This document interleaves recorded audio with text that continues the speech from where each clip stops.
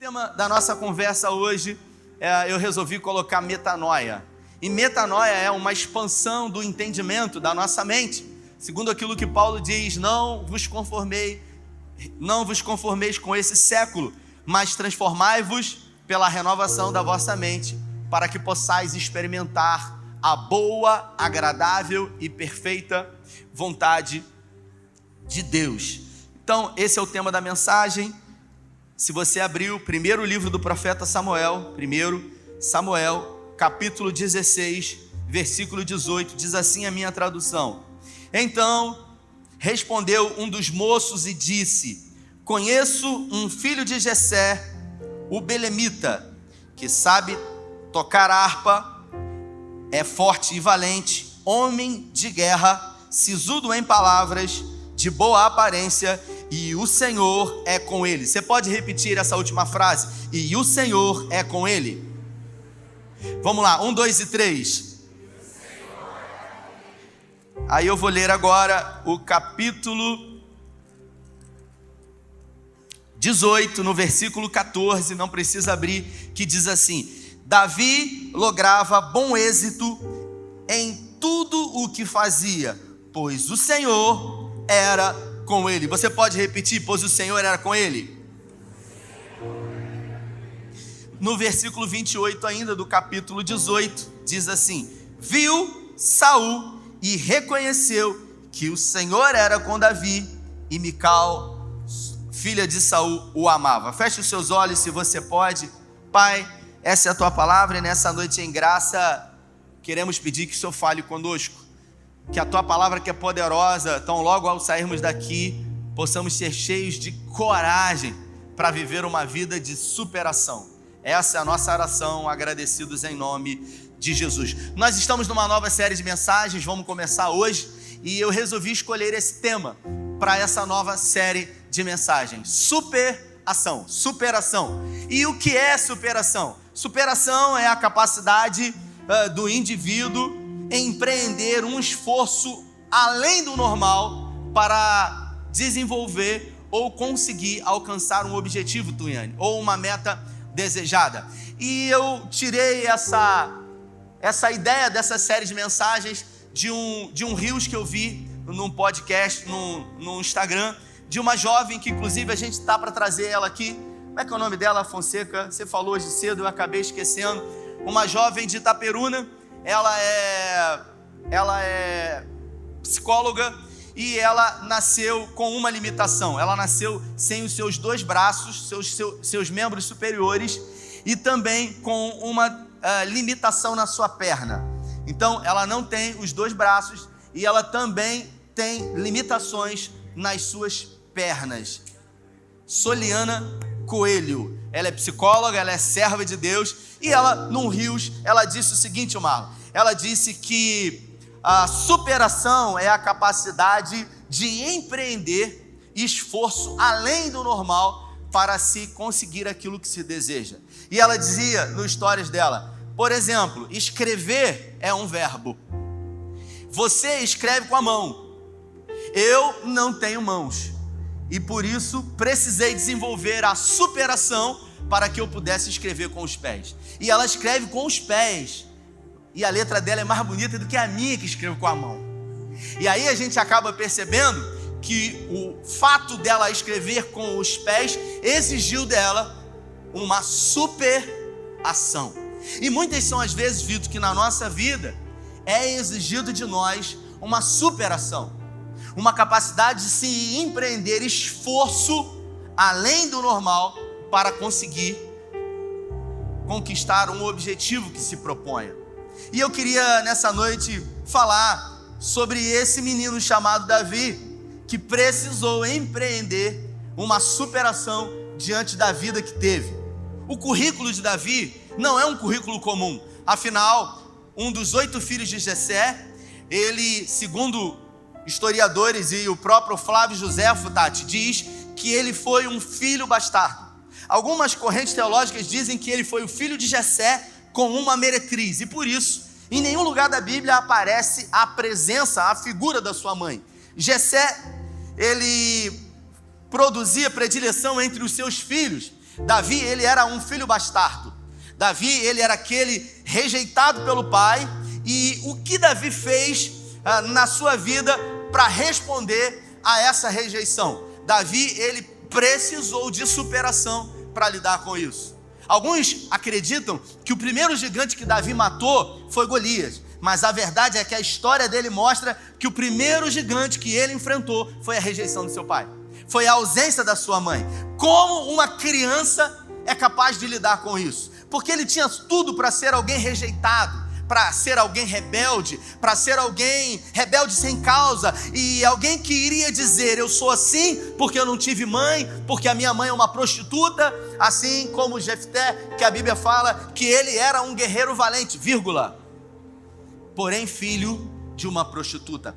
Todos nós, em algum momento da nossa vida, temos uma vírgula, temos um porém, temos um fato que nos limita, que nos pressiona a acreditar que por estarmos vivendo isso ou por termos passado por isso, isso não nos dá a condição de superar as nossas limitações.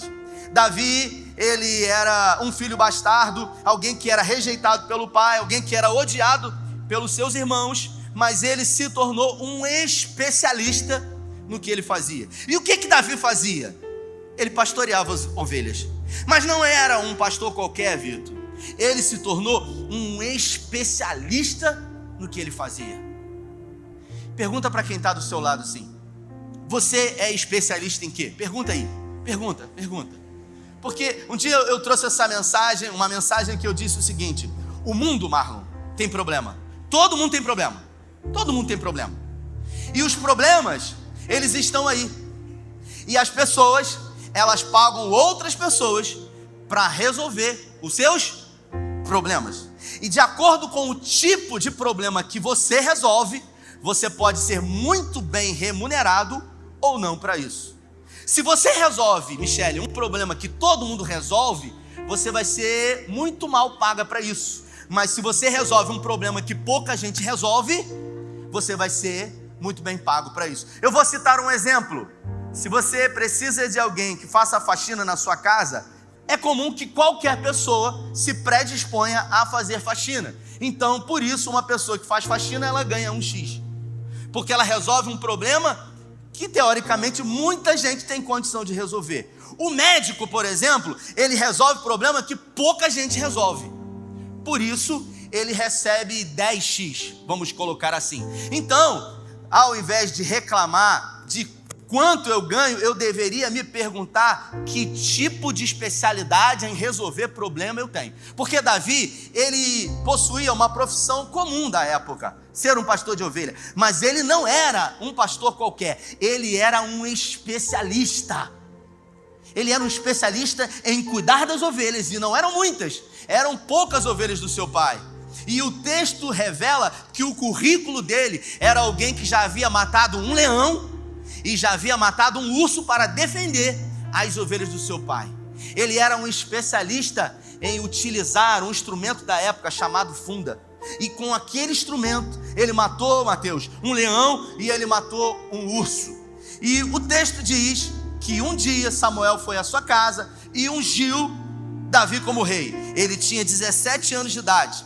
E a partir daquele momento, Deus iniciou os planos na vida de Davi. Ele não sentou no trono. Demoraram-se 17 anos para que ele pudesse sentar no trono. Afinal, Deus estava preparando Davi para isso. Obviamente, os irmãos começaram a nutrir um sentimento de inveja e de ódio por Davi. Tanto é que o texto diz que quando Samuel derramou o azeite sobre a cabeça de Davi, o Espírito de Deus se apossou de Davi e saiu de Saul. E um espírito maligno que Deus enviou habitou no coração de Saul. Até o momento em que falaram-se sobre alguém que poderia tocar harpa para que o espírito saísse de Saul. E o texto que eu li diz exatamente sobre isso. Eu conheço um jovem que é sisudo em palavras, tem boa aparência, é um guerreiro valente, e o Senhor é com ele. Deus era com Davi. Então a gente acaba percebendo que não tem a ver com a altura, porque ele era pequeno, não tem a ver com a filiação, se era filho de gente influente, filho de gente rica. O que realmente importa na nossa vida é quem está com a gente. Rafael, mas como eu vou saber se realmente Deus está comigo? Evangelho de Mateus, no capítulo 28, as últimas palavras de Jesus, ele declara: eis que eu estarei com você todos os dias até a consumação dos séculos. Os 3 irmãos de Davi estavam na peleja, lá no vale de Elá, na guerra contra o filisteu chamado Golias, e o pai de Davi, Jessé, ficou muito preocupado e resolveu mandar Davi visitar para ter notícias sobre os irmãos. A Bíblia fala que Jessé tinha 8 filhos, 3 filhos estavam na guerra, com Davi 4, haviam mais 4 filhos. Por que Jessé não mandou qualquer um dos outros 4? Mandou justamente Davi, que tinha a incumbência de cuidar das poucas ovelhas do seu pai. E quando ele chega no acampamento, ele vê aquele rebuliço, e é exatamente no momento em que o Golias desce a colina. Eu estive lá no vale de Elá e afronta o exército de Deus vivo. Para você entender, Golias descia a colina 3 vezes por dia, exatamente no momento em que o povo de Israel prostrava diante do seu Deus. Então, enquanto o exército de Israel se prostrava diante de Deus, Golias escarnecia do Deus da nação de Israel, dizendo: tem algum homem aí que possa me enfrentar? E Davi, que estava ali, um franzino, um menino de 17 anos, ele resolveu perguntar o que ganharia aquele que ganhasse, que derrubasse o gigante. As pessoas que estavam ali começaram a contar para ele o que iria acontecer, e o texto diz que nesse momento, um dos seus irmãos, Eliabe, diz para ele: o que você está fazendo aqui? As poucas ovelhas do nosso pai, você deixou com quem? Eu conheço você, eu conheço as suas motivações, você não tem nada que estar aqui. E Davi responde algo que revela muito para nós qual era a sua relação com os seus irmãos, quando na resposta ele diz exatamente assim: o que eu fiz dessa vez? Ou seja, por muitas vezes Davi era questionado pelos seus irmãos, por muitas vezes ele era importunado: o que eu fiz dessa vez? Davi não havia feito nada para os irmãos o odiarem, mas ainda assim eles nutriam ódio e rancor por Davi. Davi, diferente de José, não recebeu o afeto e sim o desprezo do seu pai, mas ainda assim os seus irmãos o odiavam. Tem uma história interessante, Monique, que diz que um dia um vagalume estava voando e uma cobra atentamente observou o vagalume e começou a segui-lo. E o vagalume percebeu que a cobra vinha em sua direção, e ele começou a subir alto em árvores, e a cobra subia em árvores atrás do vagalume, e o vagalume começou a tentar distrair a cobra, e a cobra o perseguia, até o momento em que o vagalume ficou desesperado, parou, olhou para a cobra e disse: por favor, eu posso te fazer uma pergunta? E a cobra disse: sim, claro. Por acaso eu faço parte da sua cadeia alimentar? Por acaso, de alguma maneira, você tem a intenção de se alimentar de mim? E a cobra disse: não. Então por que você há muito tempo tem andado atrás de mim? Eu subo nas árvores, você vai atrás de mim. Eu vou para a relva, você vai atrás de mim. E a cobra disse: porque a sua luz me incomoda. E é assim nas nossas vidas. Muitas são as vezes que aquilo que nós carregamos incomoda pessoas.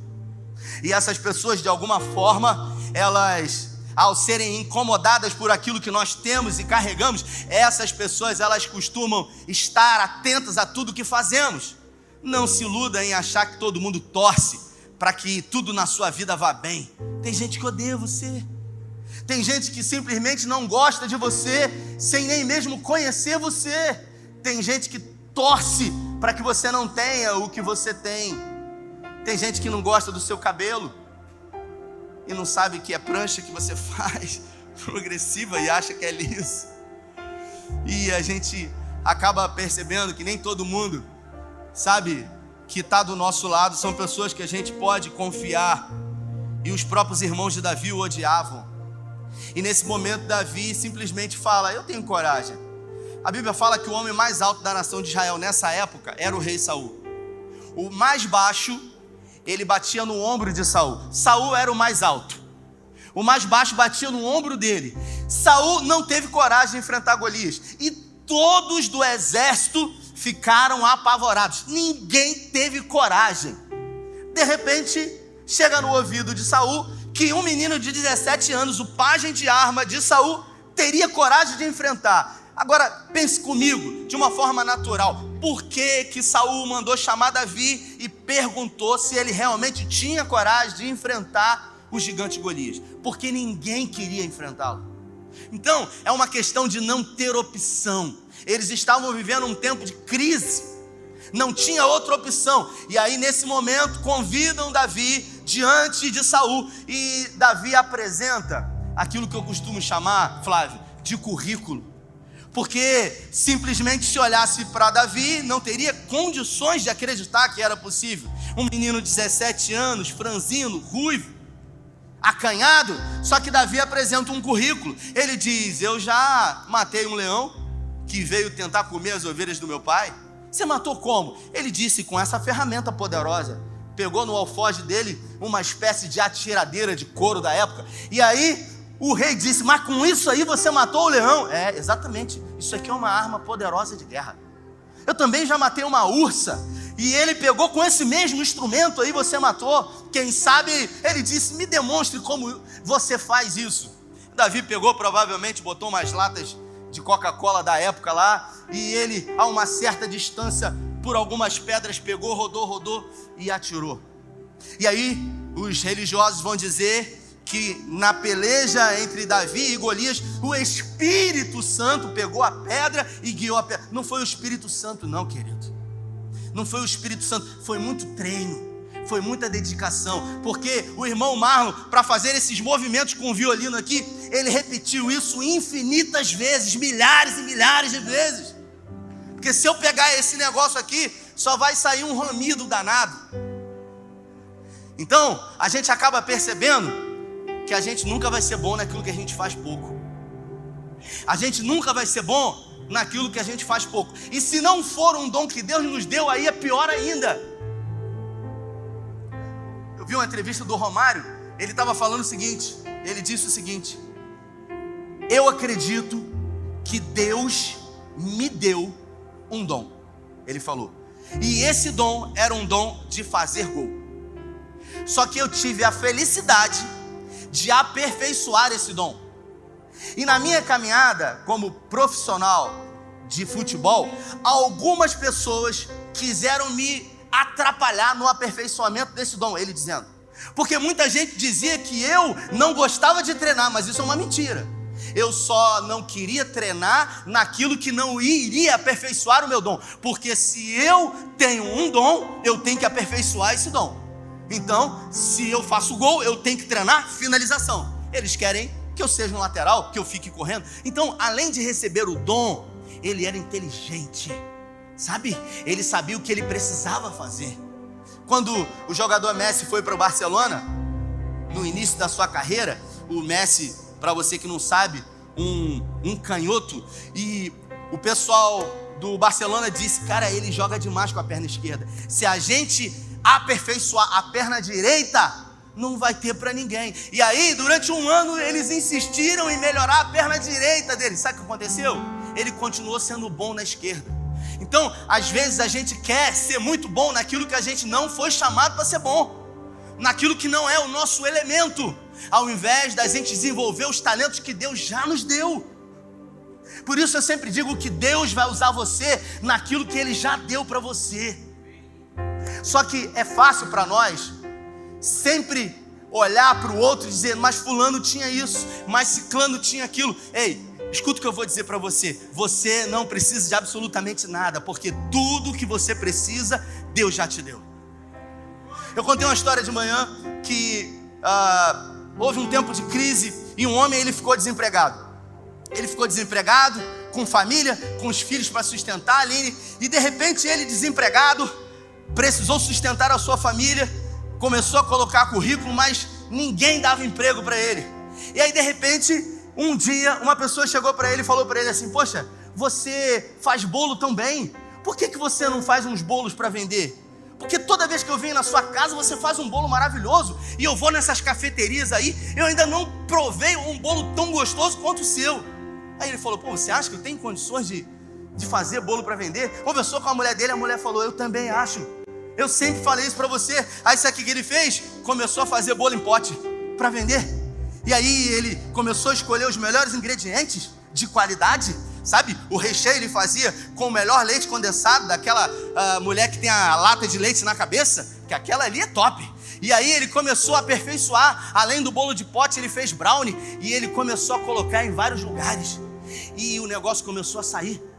E ele começou a desenvolver várias receitas, vários recheios, vários sabores, e o negócio tomou uma proporção quando ele precisou colocar pessoas para distribuir em vários lugares e na região inteira, e aquilo começou a render muito dinheiro para ele, Tuiane. Aquilo permitiu que ele colocasse o filho dele numa escola de qualidade. Aquilo permitiu que ele mandasse o filho dele para a capital para estudar. O filho dele resolveu fazer faculdade de economia. O filho dele se graduou, se pós-graduou, fez doutorado em economia, porque a empresa cresceu, ele tinha uma fábrica gigante, e agora o filho dele formado veio, retornou. E aí o filho dele disse para ele o seguinte: papai, graças a Deus e ao negócio da família, eu consegui me formar. Mas olha, papai, eu estudei na melhor universidade do Brasil. Eu quero dizer para o senhor que todos os indicadores revelam que está vindo uma grande crise aí, e nós precisamos nos preparar para essa crise. O pai, obviamente, entendendo alguém que estudou, ouviu e disse para ele: meu filho, a gente precisa fazer o que tem que ser feito, fica à vontade. O filho pegou então e começou a fazer um planejamento de redução de custo. A gente vai usar uma farinha um pouco mais barata, a gente não vai comprar mais o leite condensado da moça que tem o leite na cabeça, a gente vai começar a diminuir os custos, não vamos investir em propaganda. E as pessoas que comiam o brownie, comiam o bolo de pote, já sentiam a diferença e logo perguntavam: eu acho que mudou de dono, eu acho que aconteceu alguma coisa. E as pessoas que já compraram, não compravam de novo, até que a produção começou a diminuir, até que os pedidos começaram a diminuir. E um dia o pai chegou para o filho e disse: meu filho, a crise realmente chegou. E a gente acaba percebendo, irmãos, que a crise, muitas das vezes, ela é produzida por nós mesmos. Mas Davi, ele era um especialista em matar gigantes. Ele havia matado a rejeição do pai, ele havia matado o abandono da sua mãe, ele havia matado um leão, ele havia matado um urso, e ele se colocou à disposição para matar Golias. Enquanto todo mundo teve medo, ele condicionou a fé e a certeza dele no Deus Todo-Poderoso. Em tudo o que Davi fazia, o Senhor era com ele. E em reflexo disso, Laerte, o texto diz que tudo que ele fazia, ele colocava Deus à frente. Ele falou para Golias: você vem contra mim com varas, espadas e paus, mas eu vou contra você no nome do Senhor dos Exércitos. O que Davi tinha? O que realmente Davi tinha? Qual era o segredo de Davi? O segredo dele era não se deformar, não olhar para si e achar que não pode, que não consegue, que não tem jeito. E quando Saul resolveu aceitar a proposta de que ele lutasse, pegaram a armadura de Saul e colocaram nele. E ele olhou para ele vestido de rei, porque era a roupa do rei, e ele falou: eu não vou conseguir vencer nenhum gigante sendo quem eu não sou. Porque a gente nunca vai conseguir vencer sendo quem a gente não é. É gente que tem um padrão de vida e de repente passa por dificuldades, e por passar por dificuldades não querem descer o padrão de vida, porque querem manter uma aparência para os outros. E a gente nunca vai conseguir prosperar e vencer sendo quem a gente não é. Porque o próprio rei Saul, quando desobedeceu o Senhor, quando Deus, numa guerra contra os amalequitas, através de Samuel, falou para ele: olha, é para matar tudo, não é para vocês pegarem nenhum despojo dessa guerra. E ele pegou os melhores animais e falou: nós vamos oferecer sacrifício ao Senhor com esses animais. E Deus falou para ele, através de Samuel: o seu reino a partir de hoje está arruinado, porque você desobedeceu o Senhor. O texto diz que ele agarrou na orla do vestido de Samuel e falou: por favor, não saia daqui desse jeito, se apresente diante do povo comigo, para que o povo veja que Deus e você está comigo. Saul estava preocupado com a aparência, enquanto Davi verdadeiramente estava preocupado em agradar a Deus. Todas as vezes que nós estamos preocupados com a aparência, irmãos, vai ser muito mais difícil da gente conseguir empreender. Porque eu aprendi na minha vida que dificuldade todo mundo passa. Repita comigo, dificuldade todo mundo passa. Você sabe quando que a gente permanece na dificuldade? Quando a gente se deforma, quando a gente deixa de ser quem a gente é, quando a gente está preocupado em mostrar para o outro aquilo que a gente não é. Quando a gente de alguma forma precisa de alguma coisa para reafirmar a identidade que a gente tem. Tem gente que se colocar uma camisa sem ter um bicho pendurado não se sente bem. Tem que ter um jacaré, tem que ter um pica-pau, tem que ter algum bicho aqui, irmãos, porque quando coloca a camisa do bicho, se sente melhor, o peito estufa. Se colocar uma camisa da Hering não é a mesma coisa, e isso é se deformar. Davi, ele vestiu a roupa do rei, e ele falou, eu não posso lutar com Golias desse jeito, porque esse não sou eu tenho que lutar com aquilo que Deus me deu. E a Bíblia fala, eu estive lá no vale de Elá, eu até dei uma pedra para você, não foi? Trouxe uma pedra de lá, de Israel, e o texto diz que ele pegou 5 pedras. E você sabe por que ele pegou 5? O Flávio Josefo diz que Golias tinha 4 irmãos. Davi disse, ainda que todo mundo corra, pelo menos os irmãos vão vir contra mim. Tem uma pedra para cada um.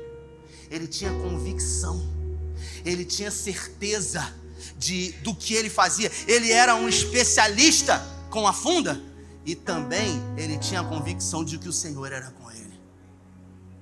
Você é bom no que você faz? Não importa o que você faça. Eu sou bom no que eu faço, pastor. O que você faz? Eu reclamo. Eu acredito. Mas não é isso que se trata. Você precisa ser bom no que você faz. Tem um irmão aqui, um irmão querido, que um dia eu lancei uma palavra sobre ele, e ele disse, o esposo ela está até aqui na dança, está aqui, acho que ela está lá atrás, ela está nos obreiros hoje. Eu lancei uma palavra sobre ele, eu falei, cara, se é importante para você, é importante para Deus, acredita. E depois de muitos anos ele entrou numa sala de aula e se formou, mandou uma mensagem para mim, pastor, eu estou de plantão no hospital de Búzios, realizei um sonho, foi possível. E eu falei, cara, não importa o que você faça, ninguém pode acreditar mais do que você, porque tudo é possível aquele que crê. Agora, se eu me deformo e não acredito que é possível, por quê? Porque a minha identidade foi roubada. Sabe qual era o plano B de Davi? Fazer com que o plano A dê certo, porque não tinha plano B, tinha que dar certo. E se ele não matar? Não tem essa opção, tem que dar certo e vai dar certo. Ainda que você tropece na primeira vez, ainda que você escorregue na segunda vez, a Bíblia fala que o justo por 7 vezes ele cairá, mas é o justo, mas em nenhuma delas ele ficará prostrado. Ele acredita que é possível. E você que está aqui, não sei se você já deu conta, mas já está meando o ano de 2023. Caramba, já estamos no meio do ano 2023. Eu pisquei, ontem era janeiro. E se você pegar no fundo, sabe, da capa da sua Bíblia, talvez, você vai ver a lista de prioridades que você colocou para esse ano. E quais foram as prioridades que você colocou? Esse ano eu vou emagrecer. Todo mundo bota isso na primeira, porque todo mundo tem 3, 5, 10, 25 quilos para perder. Todo mundo. Esse ano eu vou ser mais espiritual, eu vou ler mais a Bíblia, eu vou me dedicar. E a gente acaba se enganando, irmãos. E a gente acredita que coisas que acontecem do lado de fora vão fazer com que mudem aquilo que está do lado de dentro. Mas Davi foi o que foi porque o Senhor era com ele, e ele desde muito cedo empreendeu uma metanoia na sua mente. Ele disse, mesmo sendo rejeitado, eu não vou absorver isso. Então ele liberava no Senhor as suas frustrações. Ele sentava lá perto dos carvalhos, lá no deserto de Belém, com aquela harpa, e ele não tendo nada, ele falava para Deus, não tem outro bem além de ti. O Senhor é a minha salvação, de quem temerei? Ainda que os malvados venham contra mim, eles tropeçam e caem. E ele escreveu 40 dos 150 salmos da Bíblia, que foram orações. Muitas foram as vezes que Davi se sentiu sozinho, Muitas foram as vezes que ele se viu cercado onde não tinha saída, mas todas as vezes Davi lançava a sua alma no Senhor. Davi não ia para o Facebook, para o Instagram. Davi, ele não reclamava com todo mundo, ele falava com quem podia resolver. E ele se posicionava. Davi, ele era empoderado. Empoderamento é a capacidade de você se colocar no seu lugar e acreditar que é possível com aquilo que você tem. Davi, em tudo que fez, ele praticou a superação, uma força, um esforço além do normal para se chegar a um objetivo que se deseja. É o que você precisa hoje, superação. E para isso você não pode se comparar a ninguém a não ser com você mesmo, porque hoje você precisa ser melhor do que você foi ontem, e amanhã você precisa ser melhor do que você foi hoje. Então, se você tem que se comparar com alguém, compare-se com você. Ah, pastor, mas você não sabe a minha situação, porque eu não tenho ninguém. Davi não tinha pai nem mãe, Davi não tinha irmãos, ele não tinha amigos. Só que a Bíblia fala que quando Davi se angustiava, ele se recreava no Senhor. Então, a maioria dos salmos de Davi, como o Salmo 27, por exemplo, a gente vê ele: o Senhor é a minha luz, a minha salvação, de quem temerei, ainda que os meus inimigos venham contra mim, eles tropeçam e caem, porque o Senhor está comigo. E aí no meio do salmo, ele revela o coração dele: não aparte de mim o teu rosto, não fuja de mim a tua presença, não esconda de mim a tua face, Deus meu, da minha vida, da minha salvação. E aí quando chega no final, o cara está desesperado, o cara está angustiado, o cara está com a alma dilacerada diante do Deus da vida dele. Aí no versículo 14, é incrível, no 13, Davi, ele prega para ele mesmo. Ele fala o seguinte: eu tenho muitos motivos para perecer. Ele fala: pereceria sem dúvida, se não crescer, que verei a bondade do Senhor. Espera, pois, no Senhor, confia nele, ele fortalecerá o teu coração. Então, se não tiver ninguém para encorajar você, encoraje-se a si mesmo. Se não tiver ninguém para incentivar você, incentive-se a si mesmo, porque Davi fez isso, e isso fez com que ele pudesse superar os desafios que ele tinha. Mas, por favor, não dê desculpas diante dos desafios que você tem. Se coloque de pé. Estenda a sua mão para frente. Pai, obrigado pelos louvores, obrigado pela palavra. Que essa palavra veio como flecha com destino certo para os nossos corações. Que essa palavra, que é poderosa porque é tua, ao sairmos daqui possa ser colocada em prática, Senhor. Não recuaremos, não iremos retroceder. A partir de hoje declaramos um tempo de superação, um tempo de se fazer o que ainda não foi feito, um tempo de esforço maior para conseguir aquilo que se deseja. Guarda a nossa casa, os nossos filhos, e que nesse mês de junho possamos desfrutar da bondade e da misericórdia do Senhor todos os dias. Que essa semana seja a melhor semana da sua vida. É o que eu declaro em nome do Pai, do Filho e do Espírito Santo. Se você crê, recebe, dê a melhor salva de palmas a Ele. Deus abençoe você, valeu!